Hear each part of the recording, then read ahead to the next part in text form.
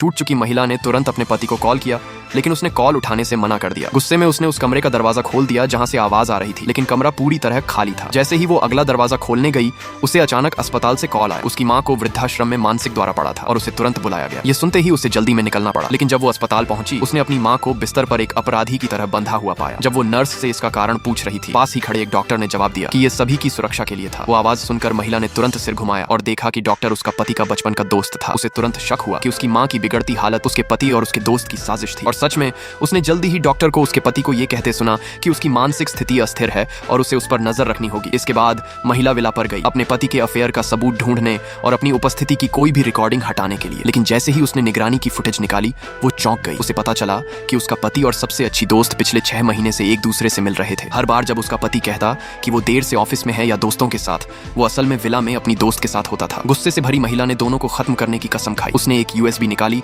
और सबूत कॉपी करने को तैयार हो गई, लेकिन अचानक उसने यार्ड में एक कार की आवाज सुनी। वो खिड़की से झांकी और देखा उसका पति, जिसे काम पर होना चाहिए था, दरवाजे पर खड़ा था। जैसे ही वो बाहर निकला और विला की ओर बढ़ा, एक जानी पहचानी बुजुर्ग महिला ने उसे रोका और उसकी तारीफें करने लगी। ये देखकर महिला ने तुरंत अपनी विजिट की सारी फुटेज डिलीट कर दी। उस महिला से बात करते हुए पति ने गौर किया कि निगरानी वाले कमरे की खिड़कियां, जो आमतौर पर आधी खुली रहती थीं, अब पूरी तरह बंद थीं। अपने बचपन के दोस्त की चेतावनी याद करते हुए उसने दिखावा छोड़ दिया और सीधे विला में घुस गया। जैसे जैसे महिला को उसके कदमों की आहट करीब आती सुनाई दी, लेकिन उसने अभी तक फुटेज डिलीट नहीं की थी। वो घबरा गई और पर्दे के पीछे छिप गई। कमरा खाली देखकर पति खुद पर शक करने लगा, लेकिन जैसे ही उसने गर्म कंप्यूटर को छुआ, उसे एहसास हुआ उसका शक सही था। कोई न कोई जरूर वहां था। उसकी नजर खुद ब खुद पर्दे की ओर गई, जो एकमात्र छिपने की जगह थी। जैसे ही वो उसे हटाने वाला था, उसका फोन बजा। कंपनी से कॉल था। कहा गया कि एक इमरजेंसी है और उसे तुरंत वापस आना होगा। इस रुकावट ने उसे पर्दे के पीछे छिपी महिला के बारे में भुला दिया। उसने टेबल पर गिरे कप को देखा और सोचा कि शायद नौकरानी ने गिरा दिया होगा। फिर वो बिना कुछ सोचे वहां से चला गया। हालांकि उसी रात जब वो घर लौटा, वो यह देखकर चौंक गया कि टेबल पर रखा टेडी बियर गायब था। जब वो दराजें खंगाल रहा था, तभी महिला उसके सामने आ गई, टेडी बियर को अपनी बाहों में लिए और पूछा, क्या तुम इसे ढूंढ रहे हो? उस आदमी की हालत देखकर घबराहट साफ दिख रही थी। उसने कहा, वो हमेशा साइड टेबल पर नहीं रहता, तुमने इसे क्यों उठाया? महिला ने जवाब दिया, वो जमीन पर गिर गया था और गंदा हो गया था, इसलिए मैंने इसे सफाई के लिए लिया। असल में वो स्टोर गई थी और हूबहू वैसा ही एक नया टेडी खरीदा था। शक न हो इसलिए उसने जानबूझकर पूछा, क्या ये असली जैसा लग रहा है? उस आदमी ने तुरंत राहत की सांस ली और कहा, हाँ, ये बहुत साफ है, बिल्कुल नया लग रहा है। महिला खुद को रोक नहीं पाई और अपने पति से पूछ लिया, क्या तुम्हें सिर्फ नई चीजें ही पसंद है और पुरानी चीजों को बिना दोबारा सोचे फेंक देना चाहिए? उस आदमी ने उसके सवाल का मतलब समझ लिया। उसने धीरे से जवाब दिया, नई चीजें शुरू में रोमांचक होती हैं, लेकिन मेरे लिए पुरानी चीजें सबसे बेहतरीन है। लेकिन तब तक महिला उस पर विश्वास करना बंद कर चुकी थी। उसने व्यंग्य से कहा, भले ही कोई चीज कितनी भी बेहतरीन क्यों ना हो, वक्त के साथ वो पुरानी और घिसी पिटी हो जाती है। चाहे कोई कितना भी अच्छा क्यों ना हो, समय के साथ तुम मुझसे थक ही जाते हो। फिर उसने सीधे पूछा, क्या तुम मुझसे भी थक चुके हो? और उसी पल पति को एहसास हुआ कि उसकी पत्नी अब सब कुछ जान चुकी है। जिस प्यार को उसने सब कुछ समझा, वही उसके सबसे बड़े दर्द